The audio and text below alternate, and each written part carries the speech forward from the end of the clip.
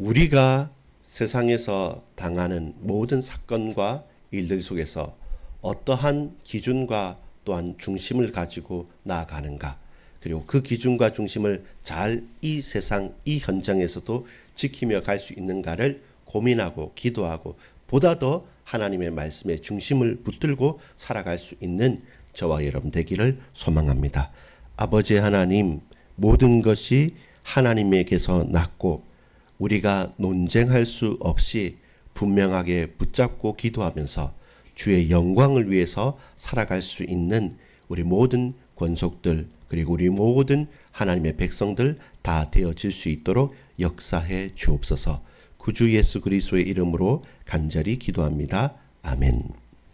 오늘 본문은 고린도전서 11장 2절에서 16절까지의 말씀에서 예배의 질서에 대한 이야기를 말씀하고 있습니다.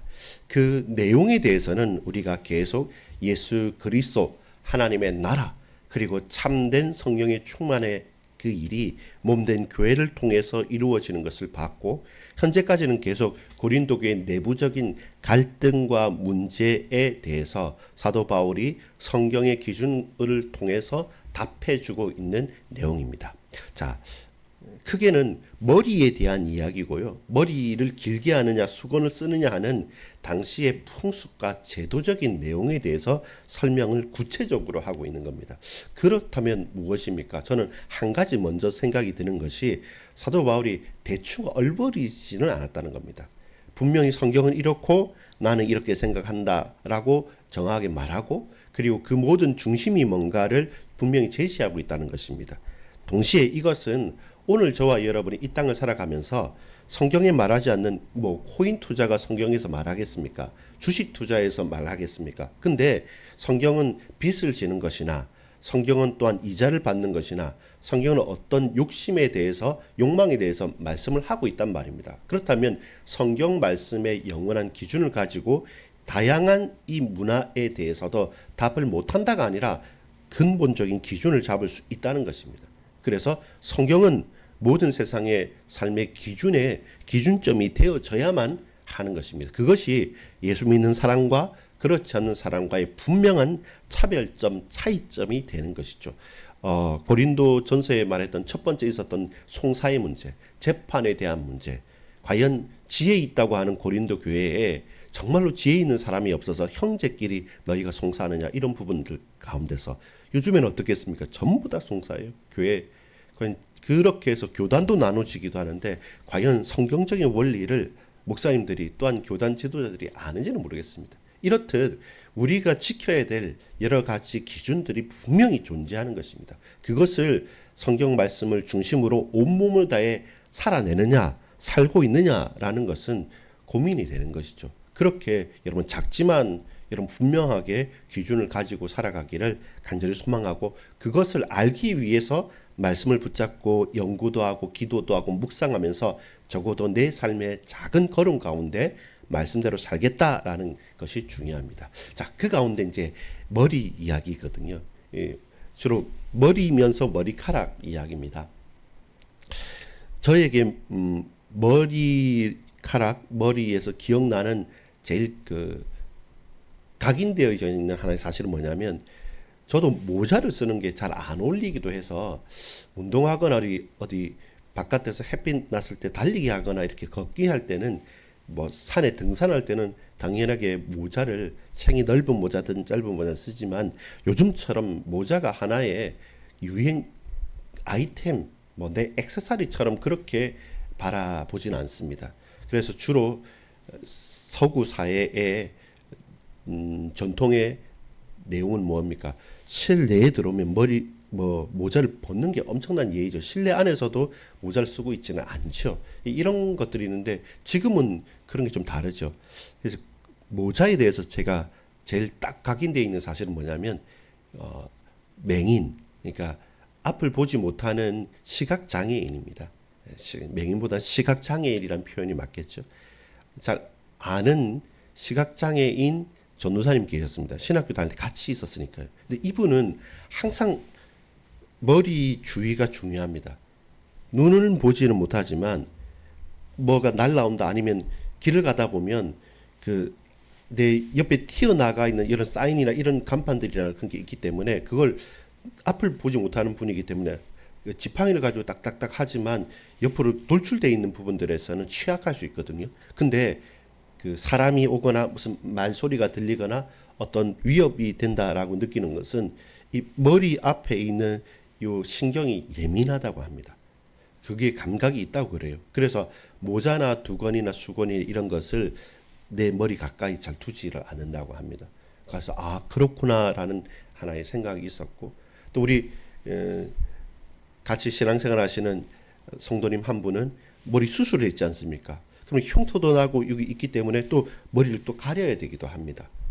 집에서는 다 벗고 있고 하지만 내가 흉터를 가지고 있거나 뭔가 절개를 하거나 했을 때는 또 다른 사람을 위해서 또 가리기도 하죠. 그런 부분도 있습니다. 이 모두 다 그냥 하나의 어떤 모자를 쓰느냐 마느냐, 머리를 기르느냐 마느냐의 문제가 아니라 이 내용과 사실은 분명히 이유가 있다는 것입니다. 사회의 질서와 그 풍습이란 것은 어느 날 갑자기 뿅 태어난 것이 아니라 분명한 이유가 있다는 겁니다. 그렇다면 여러분 왜 오늘 사도 바울은 고린도 교회의 갈등과 질문과 문제 속에서 이 일을 다루느냐는 겁니다. 첫 번째입니다. 머리됨의 원리가 그것입니다. 머리됨의 원리는 뭡니까? 머리라는 것은 대표라는 것입니다. 무엇입니까? 교회의 머리는 누구십니까? 그리스도시다 라고 말하는 것처럼 단순하게 우리 헤드, 머리카락이 짧다 길다의 문제가 아니라 당시에 이 머리라는 것은 무엇이냐? 분명한 상징이라는 것입니다. 머리됨의 원리는 무엇이냐면 본문 3절에 보면 너희가 알기를 원한다. 뭐라고 말합니까? 각 남자의 머리는 그리스도시요 여자의 머리는 남자요 그리스도의 머리는 하나님이시리라. 이것이 뭐냐면 예배의 질서라는 것입니다. 우리 예배 생활을 하고 하나님께 예배드리고 하나님 앞에 나가는 신앙생활의 원리의 질서는 뭐냐면 여자의 머리는 남자고 남자의 머리는 그리스도고 그리스도의 머리는 하나님이시다. 보세요. 처음부터 이 원리 속에서 각각 맡은 역할과 위치가 있다는 것입니다. 무엇보다 낫다 그리고 주관한다라는 게 아니라 성경의 원리는 보면 차라리 하나님께서 사랑하사 아들을 보내신 거잖아요. 근데 성부, 성자, 성령, 성삼위 하나님은 차별이 없으시고 연합하여서 동일한 하나님이시기 때문에 그것을 나눌 수는 없죠. 그러나 아버지 하나님께서 아들 독생자를 보내시는 분명한 이유가 있는 것이죠. 그 역할이 다른 것이죠. 마찬가지입니다. 남자와 여자가 있을 때 이후에 설명하는 것처럼 여자는 남자에게서 아담에서부터 하와가 났으니까 그 영적인 질서를 부여하는 겁니다. 그래서 가장이 되어지고 그래서 영적인 리더가 되어지고 먼저 앞장세운 것은 맞지만 동시에 무엇입니까? 그리스도께서 교회를 위해 희생하듯이 자신의 몸을 버리서 사랑해야 될 책임은 여자보다 남자에게 더 많이 있는 것이죠. 이렇듯 질서가 있다는 것입니다. 머리됨의 원리가 있는데 이 전통을 사도 바울은 지키라는 것이죠. 그러면 당시의 문제가 뭐였냐면 교회 안에서 남자들 여자들을 떠나서 각자 예언을 하고 각자 가르치고 각자 자기 나름대로의 신앙에 대한 펼칠 때 거짓 교사가 있었고 또 율법과 또 방종 이방인과 유대인이라는 문제도 있었고 또 여자들 중에서도 나서는 사람들이 있었습니다. 그리고 그들에게는 그들의 나섬이 뭐처럼 보이냐면 마치 저 신전에서 머리를 늘어뜨리고 머리를 깎고 머리에 뭔가를 쓰고 남자들과 모든 사람들을 무릎 꿇으면서 했던 신전의 사제들, 여신들처럼 그 음란하게 신탁을 했던 것들이 드러나기 때문에 그것과 다르다, 차별된다는 것을 분명하게 가르치기 원했던 것이죠. 두 개가 섞여 있는 겁니다. 하나는 진짜 원리고요. 또 하나는 당시의 풍습 가운데 문제였던 겁니다. 이 두 가지를 같이 보면 풀려질 수가 있는 문제이기도 합니다. 그래서 뭡니까? 머리에 뭔가를 쓴다는 것은 여자들이 머리에 뭔가를 쓴다는 것과 쓰지 않는다는 것은 바로 당시의 우상 숭배 신전 제사와 관계 있는 것이고 그 속에서 분명히 정확하게 원리를 세운 것은 창조적인 원리, 창조의 원리 속에서의 분명히 교회의 질서에 대한 내용을 말했다는 것입니다. 이것이 조화로워야 한다는 것입니다. 두 번째요. 그러면서 이 내용에 대해서 이제 하나씩 하나씩 성경적인 이제 설명을 하는 것이죠. 그게 뭐냐면 7절부터 10절까지의 내용입니다. 어디에서 났느냐, 왜 머리가 됐느냐라고 말할 때, 남자는 하나님의 형상과 영광이니, 이 말은 뭐냐면 아담의 예를 드는 겁니다. 아담에게 창조의 원리를 통해서 풀어가는 것이죠. 지금 있는 이 세대에서 저 사람이 똑똑하니까, 저 사람이 대단하니까, 남편이니까, 아내이니까 이렇게 말하지 않고 왜 이 원리를 말하냐면 창조를 우리에게 그렇게 창조를 받았다는 겁니다. 아담과 하와를 통해서 그렇게 받았다는 겁니다. 근데 무엇입니까? 그 결론적인 내용이, 그 정확한 핵심은 무엇이냐면 11절 12절을 같이 볼게요. 그러나 주 안에는 남자 없이 여자만 있지 않고 여자 없이 남자만 있지 아니하니라. 이는 여자가 남자에게서 난 것 같이 남자도 여자로 말미암아 났습니다. 첫 아담은 하와를 낳았죠. 갈비뼈를 취해서. 그러나 그 이후에 모든 인류는 여자 어머니를 통해서 자녀들이 태어나는 것이죠. 그러니까 그 결론은 뭡니까? 그리고 모든 것은 하나님에게서 났느니라. 하나님께서 출산을 여자에게 맡기신 겁니다. 하나님께서 한 가정의 가장을 남자에게 맡기신 겁니다. 그리고 교회와 그 운영에 대한 질서를 그런 통치의 원리로 만들어 가셨기 때문에 시대를 보고 사건을 보고 일들을 보면서 모든 것은 무엇입니까? 하나님에게서 났느니라 라고 말씀하고 있습니다. 아마 여기에서 보면 많은 사람들이 이제는 교단과 여러 가지 가운데 이슈가 됩니다.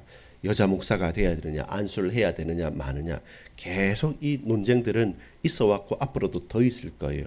그 가운데 뭐가 성경적이냐, 선지자가 여선지자도 있지 않았느냐, 아니 교회는 이렇다 저렇다 설왕설래하는 모든 내용들이 있습니다. 그러면 헷갈리고 모르는 것 같습니까? 결론을 가져야죠. 모든 것은 하나님에게서 났다. 그리고 하나님께서 세우신 분명한 창조의 원리가 있고 예배의 질서가 있다라는 것을 인정하고 우리에게 맡겨진 그 가운데 우리는 어떻게 나아갈 것인가. 그렇다면요, 여러분, 고정할 필요도 없는 게 뭐냐면 하나님께서 강하게 역사하시면 르우벤과 시므온, 레위까지는 제한당하죠.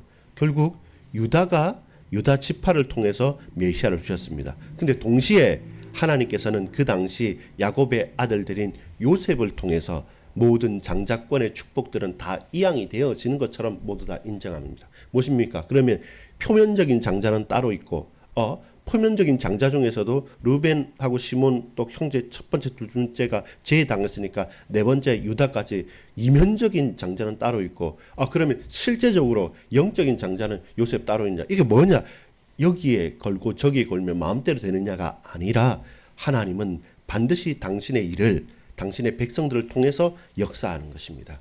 그렇다면 무엇입니까? 남자 역할과 여자 역할과 그리고 각각의 직분의 역할들이 있고 그 모든 것들을 조화롭게 이끌어가는 가운데 원리는 하나님께서 그리스도를 보내셨고 그리스도가 남자를 보내셨고 남자를 통해서 여자가 낳았다는 그 모든 것이 질서다. 그리고 그것이 가능하도록 각각의 역할을 부여했다. 그리고 그 각각의 역할을 하나씩 하나씩 해나가는 가운데 그 교회가 교회되고 가정이 가정되고 각각의 은혜롭게 살아갈 수 있다. 근데 그러다 보면 잘 못난 남자도 있고 잘난 여자도 있고 그 가운데서 참 잘하는 사람도 있고 못하는 사람도 있는 겁니다. 일괄적으로 너 이러니까 하지 마, 너 이러니까 반드시 해라는 것이 아니라 그 가운데 하나님께서 강하게 역사하시는 일들이 있기 때문에 존중하면서도 그리고 세워가고 그리고 내가 다 할 수 있지만 모든 것이 하나 다 유익된 것이 아니고 다 서로 세우는 것이 아니기 때문에 그 질서 가운데 우리가 할 수 있지만 참고 인내하고 세워주고 그리고 유익되게 만들어줄 수 있는